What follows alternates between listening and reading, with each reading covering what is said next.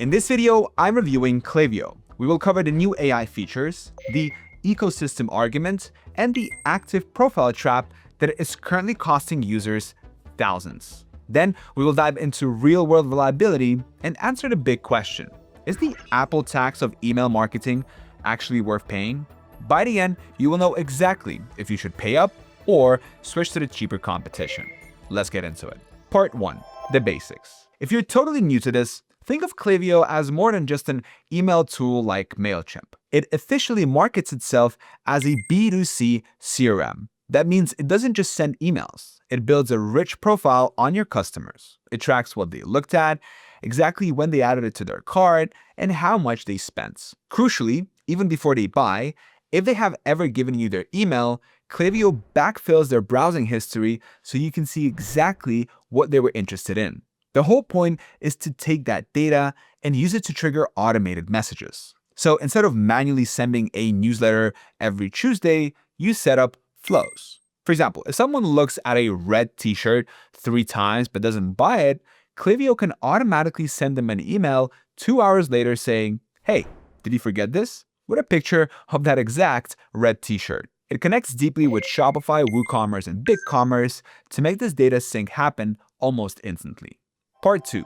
The good stuff. Alright, so let's talk about why people have stuck with Klaviyo despite the price. The biggest pro is simply the data advantage. The integration with Shopify is still the gold standard. Other tools claim to do added to cart triggers, but Klaviyo captures everything. You can get granular. I'm talking about segmenting people who bought a specific item in the last 30 days, live in California, and have a lifetime value of over $500. Now, that level of detail is unmatched.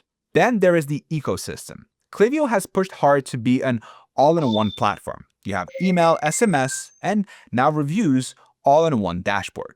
Now, the review system used to be pretty weak, just a star rating, but they have fixed that. It now supports photo and video uploads, meaning it finally competes with tools like Yotpo.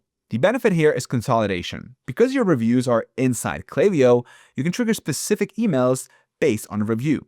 So if someone leaves a 5-star review with a photo, you can instantly trigger an SMS thanking them with a discount code.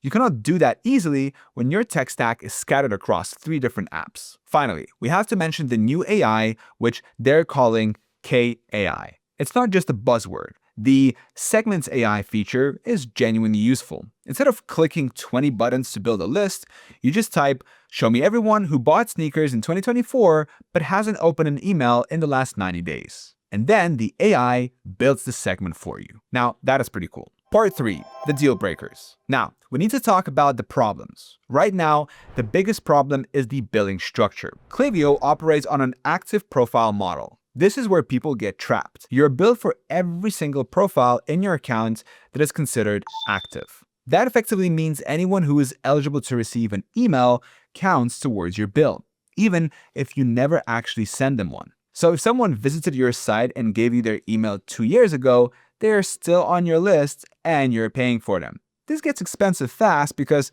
the pricing tiers scale aggressively. I have seen store owners whose bills jumped 25% overnight just because they had a great Black Friday and added a bunch of contacts who never actually bought anything. Now, the second major deal breaker is support. If you're on a standard plan, reaching a human is now incredibly difficult. They have leaned heavily into AI customer service bots. Users are reporting that tickets are being auto-closed or that they're stuck in a loop with a chatbot when they have a critical issue. When you're paying a premium price, you expect premium support, right? Right now, Klaviyo feels like you're paying for a Ferrari, but getting service from a vending machine. Part 4. The experience. Alright, so let's talk about what's it like to use Klaviyo day to day. The interface is clean, but it is dense. There's a learning curve here. If you're coming from something simple, Klaviyo will feel overwhelming at first. The email editor itself is good. It's a drag and drop builder that rarely glitches. It handles mobile optimization automatically, so your emails usually look good on phones without you having to tweak much. Speed is generally fine, but the dashboard can feel sluggish if you have massive lists with millions of profiles. One thing I love is the predictive analytics. It gives you an expected date of next order for your customers. It's not always 100% right, of course, but it's accurate enough that you can build flows around it to remind people to restock just before they run out. Part 5. Quality and reliability. Now, in terms of reliability, Klaviyo is generally a tank. Deliverability, which is the art of staying out of spam folder, is excellent. They have tools that effectively force you to clean your lists, which is annoying, but very healthy. They also have a guided warming feature that holds your hand so you don't get blacklisted by Gmail or Yahoo when you first start. I have to mention that while uptime is usually perfect, there was a widespread outage back in October 2025 that took the system down for nearly a day. It is rare, but it happens. However, the reliability of the Smart Send features depends on you. If you aren't careful, you can accidentally spam people. For example, abandoned cart emails usually skip the Smart Sending filter because they're urgent. If you send a newsletter and turn off Smart Sending, a customer could get that newsletter and the abandoned cart email in the same hour. That is user error, but Klaviyo lets you make those mistakes easily. Part 6. Price and competition. This is where the rubber meets the road.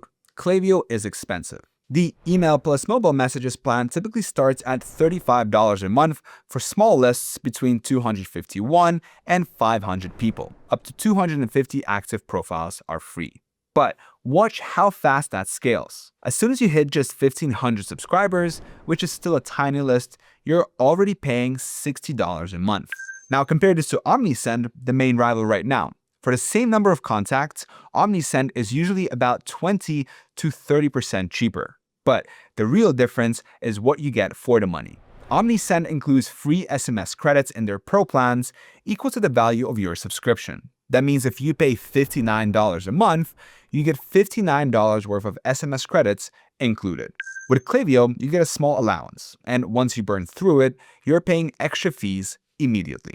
The biggest difference, however, is support. Omnisend offers 24/7 live chat support to everyone, even on their free plan. Now, Klaviyo restricts live chat to paid users, and even then, it is often just 24/5, meaning no live chat on weekends unless you're on a much higher tier. So you're paying the Apple tax with Klaviyo. You're paying extra for the brand, the ecosystem, and that slightly better data integration. Part 8. The verdict.